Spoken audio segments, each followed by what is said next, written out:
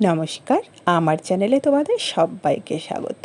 আমি আজকে আবারও সুন্দর একটা রেসিপি তোমাদের সঙ্গে শেয়ার করব। পুরো ভিডিওটা দেখতে থাকো, আশা করি তোমাদের ভালো লাগবে।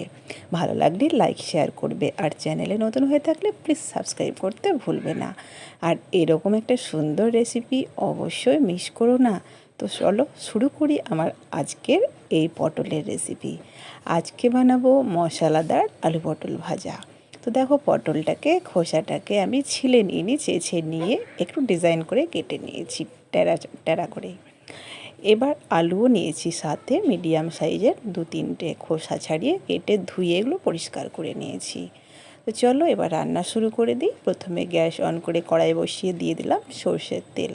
তেলের মধ্যে একটা শুকনো লঙ্কা, হাফ চামচ গোটা জিরে দিয়ে ফোড়নটাকে মিডিয়াম আছে খুব সুন্দর করে ভাজা ভাজা করে নেব। ফোড়ন থেকে একটা খুব সুন্দর গন্ধ বেরোবে, তখন অল্প একটু হলুদ দিয়ে দিচ্ছি আমি। এবার হলুদটাকে মিশিয়ে নিচ্ছি। বেশি কিছু উপকরণ দেব না, কিন্তু এত সুন্দর খেতে হয়, তোমরা না বানালে বুঝতেই পারবে না। দেখো ফোড়নটা ভাজা হয়ে গেছে, এখন আলু পটল দিয়ে দিচ্ছি। আলু পটল দিয়ে আলু পটলটাকে একটুখানি আমি নাড়াচাড়া করে নিচ্ছি। তারপরে কিন্তু আমি আলু আর পটলের মধ্যে স্বাদ মতো লবণ আর হলুদ দিয়ে দেবো। তো এখন দিয়ে দিচ্ছি হলুদ গুঁড়ো, আর স্বাদের জন্য দিয়ে দিচ্ছি লবণ। এবার হলুদ লবণটাকে খুব ভালো করে মিশিয়ে নেব। মিশিয়ে নিয়ে ঢাকা দিয়ে স্লো আঁচে কিন্তু এটাকে রান্না করব, কেননা জল দেব না, স্লো আঁচে রান্না করে আলু আর পটলটাকে সেদ্ধ করে নিতে হবে। ঠিক 1 মিনিট পরে ফিরে আসছি, আর কিন্তু স্লো আঁচে রাখবে, নইলে পুড়ে যাবে। তো দেখো অনেকটাই একটা দিক ভাজা হয়ে গেছে, আরও একটা দিক এভাবেই আমাদের ঢাকা চাপা দিয়ে ভেজে নিতে হবে। ঢাকা দেওয়ার আগে আরও কিছু উপকরণ মিশিয়ে দিচ্ছি। প্রথমে আমি 2-3টে মতো পেঁয়াজ কুচিয়ে নিয়েছি, সেটাকে দিয়ে দিলাম। একটু নাড়াচাড়া করে নেওয়ার পর একটা মশলা দিচ্ছি। মশলার মধ্যে কয়েক কোয়া রসুন, 1 ইঞ্চি পরিমাণে আদা, 1 চামচ গোটা জিরে আর 3টে মতো কাঁচা লঙ্কা বেটে নিয়েছি, সেটা কিন্তু 2 চামচ দিলাম, সম্পূর্ণটা নয়। তো মশলাটাকে দিয়ে একটুখানি ভালো করে নাড়াচাড়া করে নিয়ে আবারও স্লো আঁচে ঢাকা দিয়ে দেব।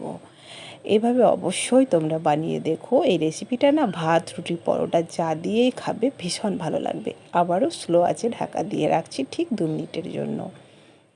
2 মিনিটের মাঝে কিন্তু একবার আমি নাড়াচাড়া করে দিয়েছিলাম। এবার কিন্তু ঢাকা খুলে এটাকে ভাজা ভাজা করে নেব। দারুণ সুন্দর সেদ্ধ হয়ে গেছে, আর কিন্তু ঢাকার কোনো দরকার নেই। ভীষণ টেস্টি একদম, তোমরা অবশ্যই বানিয়ে দেখবে এভাবে। হয়তো খাওনি অনেকে, আবার অনেকে হয়তো বানিয়েছো। আশা করি তোমাদের রেসিপিটা ভালো লাগছে। ভালো লাগলে আবারও বলছি লাইক শেয়ার করবে, চ্যানেলে নতুন হয়ে থাকলে সাবস্ক্রাইব করতে ভুলবে না। আর এরকম ঘরোয়া রেসিপি পেতে পাশে থাকা বেল বাটনটি ক্লিক করে দেবে। আমি যখনই ভিডিও আপলোড করব তোমাদের কাছে সরাসরি পৌঁছে যাবে। তো দেখো, কথা বলতে বলতে আবার কিন্তু মশলাদার আলু পটল ভাজা একদম রেডি হয়ে গেছে। আমি কিন্তু আর ঢাকা দিইনি, গ্যাসটাকে মিডিয়াম আছে, একটু হাই আছেও কখনো বাড়িয়ে দিয়ে ভাজা ভাজা করে নিয়েছি। দেখতে কত সুন্দর লাগছে না, খেতেও কিন্তু দুর্দান্ত। তো কেমন লাগলো আজকে রেসিপি অবশ্যই কমেন্ট করে জানাবে। তোমরা বাড়িতে বানিয়েছো কিনা সেটাও কমেন্ট করে জানাতে ভুলবে না। আজকে এই পর্যন্ত, ভালো থেকো, দেখা হবে পরের পর্বে।